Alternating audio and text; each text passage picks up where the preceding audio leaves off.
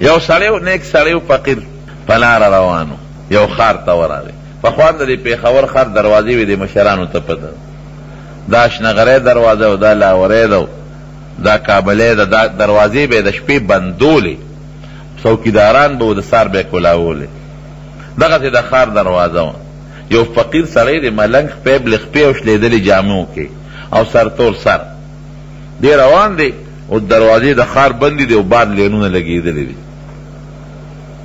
د چا نه تپوس وکړه هلکه دا د ښار دروازې ولې بندې دي چې دا بار قطارونه لګېدلي دي په انتظار خلک ولاړ دی وایي دا د بادشاه نه باز تښتېدلی دی نو بادشاه اعلان کړی دی چې تر څو زما باز دی پیدا شوی نو دروازې به بند دي هسې نه په دروازه دا باز بار وتښتي چې باز پیدا شي نو بیا به دروازې کولاوي دا فقیر ملنګ مسکین دی یو طرف ته شو داسې ملنګ نه زمونږ د وطن ملنګان چې ګوري دا مونږ وطن ملنګان څخه بینتې خېجي منځ هم نه کوي او ټول ګرځي سوال او خیر غواړي دا ګوري ګناه ده حرام دي خیر غوښتل او کچکول ګرځول دا نیک سړی فقیر دا مانا یو سایت تشو غاړې تشو یو سوړه سویلې وکړه یا الله څه عجیبه بادشاهي دی د پروردګاره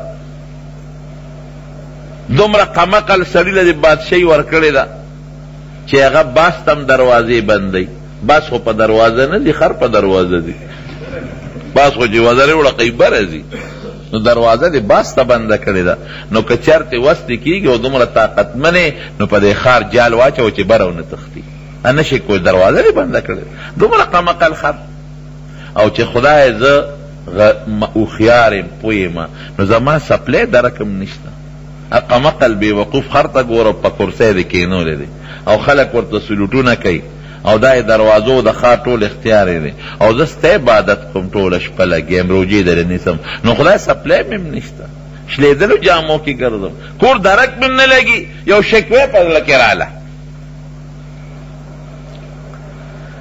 د یو غاړې ته شو چې غاړې ته شو پریشانه دی وده شو خوب یې په خوب کې رب العالمین ولید الله خوب کې ولید الله ورته وایي وایه بنده ولې پریشان یې وی الله ستا دې خدایه ته حیران یم زما خدای کې څه چل دی وی هغه قمقل بې وقوف خر چې هغه باز ته دروازې بندوي هغه نه مونځ کوي نه روجه هغه له دې بادشاهي ورکړې څوک ورته په تندي لاس ږدي او سلوټونه کوي نوکران ته مخکې وروسته منډې وایي لوی شان دې ورکړی د عزت دولت او چې زه ستا شپه ورځ عبادت کوم نو خدای نه سپلی شته او نه کېړی شته او شلېدلې جامې د کور درک نور ته منډې ترړې دي ناشنا خدای دی نه الله ورته فرمایي وی ښه ما خو په خپل علم ټیک کار کړی دی خو که ته وایې چې نه دا ټیک نه دی نو کار به الاوړی کم که نه ته زما عبادت کې مونځ روجې نیسې اوس به یو سکنډ سره حکم وکم تا به د هغه په ځای باچا کم ابه راولم او ستا غوندې شی به ته جوړ کم جامې به هم شلېدلي او دغسې په کوڅو کې به ګرځي ستا دا نعمت به هغه له ورکم د هغه نعمت به تا له درکم الله کولی شي که نه شي کولی مونږ کولی ده پرویز مشرف و دلته باچا و اوس یې په خپل ملک کې ځای نشته هغه دې په لندن کې دلته نشي راتلی کیس پې چلیږي بټو صدر پاکستان و بل په تختي ګاټ ته پاسه ولاړ ضیاءالحق و باچا و پته یې مونه لګېده چې غوښې کوم ځای والوتې هېڅ پته ونه لګېده دا الله کوي ګوره عزت او ذلت د چا په لاس کې جواب راکړه او بادشاهي د چا په لاس کې تؤتي الملک من تشاء چاله چې وغواړي نو بادشاهي ورکوي وتنزع الملک ممن تشاء چا نه چې وغواړي بادشاهي ترې واخلي وتعز من تشاء وتذل من تشاء عزت ذلت ستا په لاس کې دی الله چاله وغواړي د عزت سړی ذلیله کي او د ذلت سړی عزتمن کي بیدک الخیر الله ستا په لاس کې ډېر لوی خیر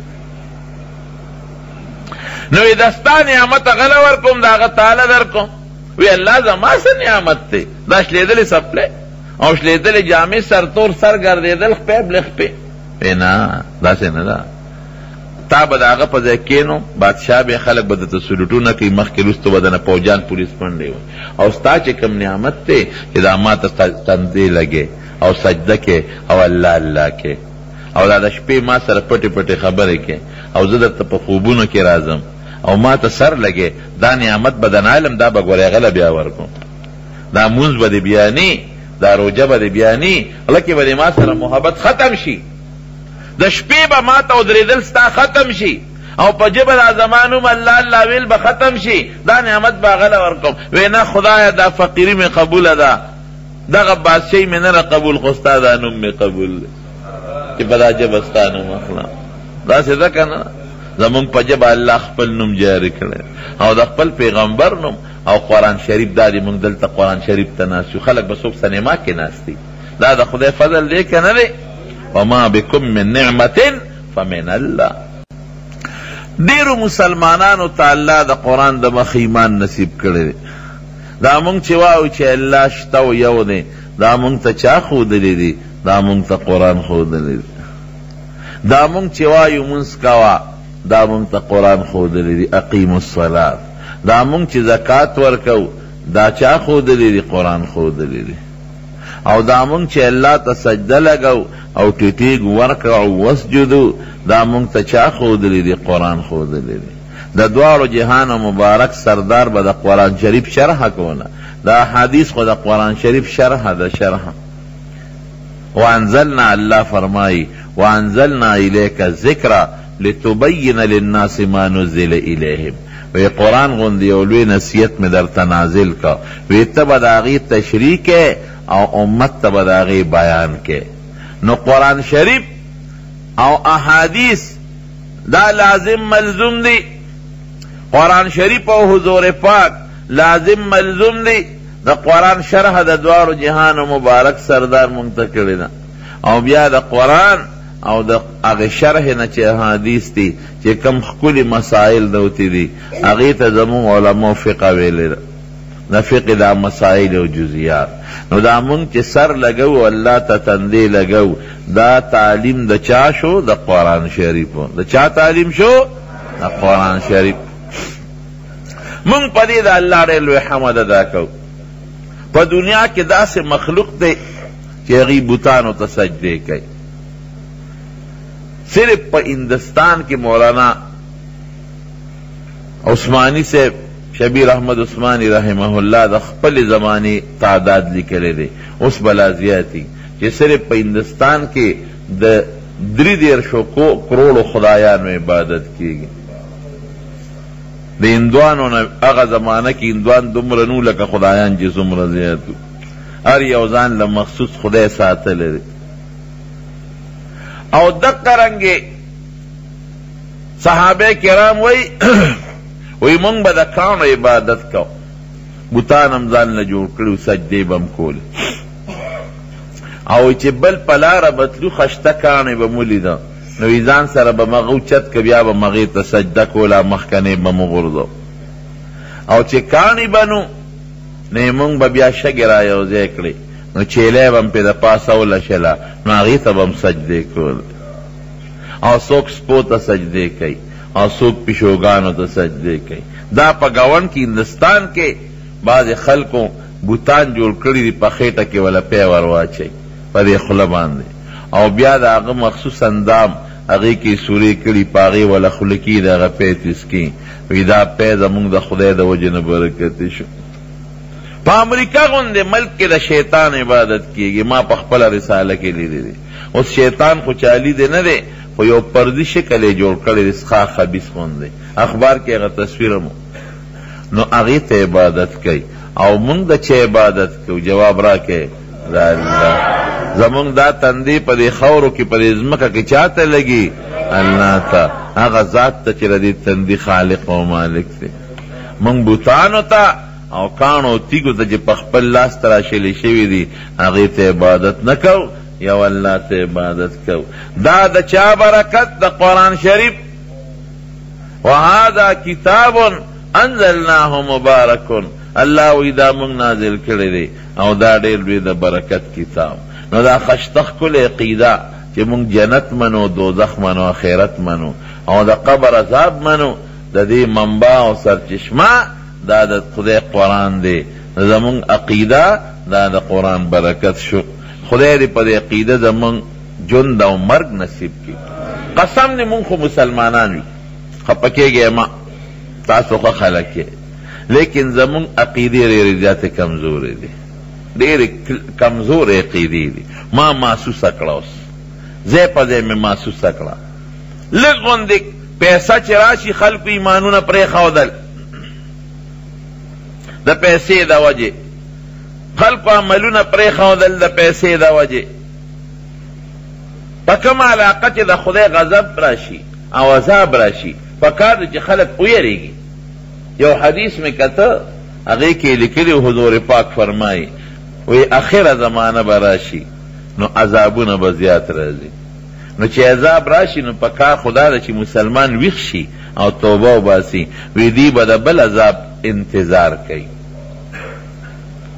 یونه پس ما به د اړه کې وی چې دا حدیث په مې مخې راغی مې عذاب نو خلک ویریږي، د بل انتظار به څنګه کوي، بل به څنګه غواړي. اوس مې واورېدل په دې خپلو غوږونو د بعضې خلکو نه، وی خدای دې یو سیلاب بل هم راولي. څه چې د دواړو جهانو سردار وی قسم دې 100% ټیک. هلکه ولې مړه وی کچه کوټه وه پخه شوه پکې. مونږ چې ته یو وی مونږ چې ته د متیازو ځای څه دی کموډ او دا بیت الخلا، وی مونږ چې ته په دې کې متیازې کړې وې وی دام پکې راته ولګې. یو دی وی خدای بل الله خدای دې ساته، دا خو یو دمکی ودله او که در پسې بل راغې زما دې په خدای قسمي که د کوټې نه تبار هم بیا ووتې. دغه دې په جاپان غوندې علاقه باندې زلزله راله، څومره ترقي یافته ملک چې هر څه ستا د پاکستان او د دنیا د جاپان نه راځي. او د خدای زور دی ولیده په دریاب کې 20 کیلومیټره لاندې زلزله راله، 20 کیلومیټره په سمندر دریاب کې لاندې، او 100 میټره د هغې اوبه وې او څومره جاپان یې تس نس کا. او اوسه پورې د هغوی په ایټمي پلاټ باندې اور بلیږي او لوګي تېخېږي، چل وله نه ورځي. د خدای د زور مقابله څوک کولی شي؟ یو نمرود وکړه، نمرود به وی زه خدایم. ابراهیم علیه السلام یې راوست او په اور کې وغورځاو. الله ورته وښوله چې ګورې ته نه شې، ته نه یې خدای، ظالمه سم شه. هغه اور کې وغورځاو. الله وښوله چې ابراهیم علیه السلام باندې اور الله ګلې گلزار کړ راووت. الله یو ماشې په پوزه کې وردن نه کړ. ماشې راغې دې تندي ته دې ځای نه دا نزله رابېږي که دلته رګونه دي دې مخکې دې ځای کې ماشې ونښت. او مفسرین لیکي ګوډ ماشې و ګوډ پخپه هغه وروخته او دا ځای کې پر کوه په سر درد دی. نه ډاکټر سره علاج ته نه حکیم سره علاج ته نه طبیب سره علاج یې سو. دا ځای له به چې ټس ورکړه د هغه ټپ هغه قرار بغلی شو نو ګزاره به وه. نو ځان له سپیشل نوکر دی له ونیو چې زما دې سر له په چپله ټسونه ورکوه. الله ورته وښوله چې ته خدای ځان ته وې، ته د خدایه دعوه کې ودرېږه چې په خپل نوکر او په خپل لاس دې په چپله وټسو. د آخرت ټسار به لا روست وي چې دنیا کې خو یې درته وښیم چې په دا سر څونه د عزت ځای دی. سر له څوک ټس ورکولی شي؟ ملا به وډبې، لاس به وډبې، نه په دا سر په دا تندي به دې ټسوم درته ښیم چې ته خدای یې که زه خدای یم. مونږ د دې وړو بوتانو عبادت کوو، دا هم ځان ته خدایان کړي دي. یو څو ورځې پس د هغې ټساري او د هغه ماشین هغه نمرود مردار شو مړ شو. نو عذاب د خدای چې راشي پکار دی چې انسان الله ته رجوع کی. نو حضور پاک فرمایي بل بغواړي، بل به د هغې نه تیز راشي، د ته پکې بیا مزه حاصله شي. نو خبره مې دې پورې کوله چې د هغه عذاب خو پکار چې مونږ توبه وباسو. نو مونږ توبې ونه بیستې د عذاب نه، توبې ونه بیستلې د عذاب نه مونږه. ایمان کمزور دي، ډېر خلک لاړل، مختلف قسمه خلک په دې راغلي دي د امدادونو په شکل کې. چاله یو 10 زره ورکوه، چاله 20 زره ورکوه، چاله غلبنګۍ جوړوه. یو مشر اوټله پکې مرکوټې موټرګۍ والا خلک ایمانونه پرېښودل. څوک عیسایان شو، څوک قادیانان شو، څوک په بل طرف لاړل. د ایمان دی وروڼو مونږ له دا ښکلی شکل چا را کړی؟ جواب راکړي. او د عزت چا در کړی دی؟ او زمونږ دا ژوند د چا په لاس کې دی؟ او دا مسلماني راله چا له کې اچولی دی؟ او دا بچی چا را کړی دی؟ او دا ژوند د عمر د چا په لاس کې دی؟ دا سا به رانه څوک اخلي؟ او د عزت چا را کړی دی؟ نو اوس دا الله د خفه کولو لایق دی؟ دا اللہ دا پریخودو لائق دی نا مونږ دا خدای پریخی دی په 10,000 روپۍ دا ښکلې رب پریدو په 20,000 روپۍ دا خپل رب پریښه په یو کوټه او په یو لیټرین مونږ خپل رب پریښه دا کمزور ایمان دا کلک ایمان ان الذين قالوا ربنا الله ثم استقاموا دا کلک د ایمان ځان الله پورې وتړی ځان الله پورې وتړی زما د قسم په خدای وي چې الله پورې ځان وتړه الله ډېر غیرتي بادشاه دی اب بدله سپېړه نه درکوي د خدای قرآن ووایه علماو سره کښېنه تلاوت کوه پیسه څه شی دی کله به یو کله به نه فرعون هم د خدای دعوه کړې وه یو وینځی وه په کور کې دننه د بیبي او د زنانو خدمت پې کو ګومنځ زمون کتابونه خو لیکي چې دا ګومنځ والا وه ښځې له او دې خلکو له بېګسر ګومنځ وه خو ګومنځ څه دونه ګران کار نه دی ګومنځ په خپل هم خلک والی شي داسې ښځه وه لکه اوس زمونږ په دې وطن کې دا بعضې ښځې د زنانو دا ډول سینګار کوي نو د هغه ماشومې سر یې ګومنځه و نو هغه ګومنځ ته په ځمکه پرېوته نو دا قانون او قاعده ده چې اوس هم چاته داسې یو صدمه ورسېږي نو مسلمان چې وي د هغه زړه نه بې اختیاره وځي الله سیندک څوک وخوري نو خلک وایي الله خیر د الله نوم سړي له راځي او د الله په نوم به ګورې بچ کېږي زما یو دوست اوس مړ دی خدای دې وبخي هغه ور دې ګاډو کاروبار کو ډېر زیات مالدار شو دومره مالدار شو د بلو ګاډو خاون شو ناګانه غون ټس را پریوت ګاډي ته لاړلو ډېر زیات غریب شو یو ډرایور ورسره و د هغه نه مې تپوس وکړه هلکه نیک باندې څه چلو شو دا خو بلا ګاډو مالدار شو مالدار بنګلې پېښور کې یو ځای بل ځای او ناګانه د هغه بنګلو منګلو ورڅنه خلاص شو او پردي کور ته کډه یوړه خپل کور نه هم خلاص شو ما دا ولې ما ته وی یره جي د دې وجه ما ته معلومه ده و یو ځای کې م ګاډی واغېسته نو وی ما له هغه سړي چابي راکړه نو ما دې خپل نیک له ورکړه چې نیکه زه د الله نوم پې واله او سټاټ یې کا وی ما ته وی چې داسې ګاډی علم چې بغیر د خدای د نوم نه سټاټېږي ګوره لږه مستي وکړه که لږه غوندې مستي یې وکړه او په دې مستۍ سړی وی ګنې زه ښه ښکارم خو د خلکو په نظر کې هم دا عیبجن ښکاري لږه مستي وکړه ما ته وی اقه ګاډی را روان و په لاره اکسیډنټ هم وکړو بیا ورپسې بل دې ته خبره ورسېده چې خپل کور بنګلار څه ختم پردي کور ته لاړل او په هغې کې مړم شو چې مسلماني د خدای د نوم سره ټوکې ټقالې به نه کوي د خدای د نوم به عزت او قدر کوي دا هارون الرشید خزره زبیده او ډېره زیاته نیکه بیبي وه د مکې مکرمې ته یو لوی نیر راوستی دی اوس خو نشته خو په عرفات او په مزدلفه کې اوس هم د نیر هغه اثرات شته او چې حج له بتلنو اعلان به وکړو چې څوک غریبانانی او د خپل حج طاقت نه لري نو ما سره د لاړ شي زه به ځان سره حج له بوځم خیراتی به بلا غریبانان ښځې بچي دا د بیت الله حج له ځان سره بوتلل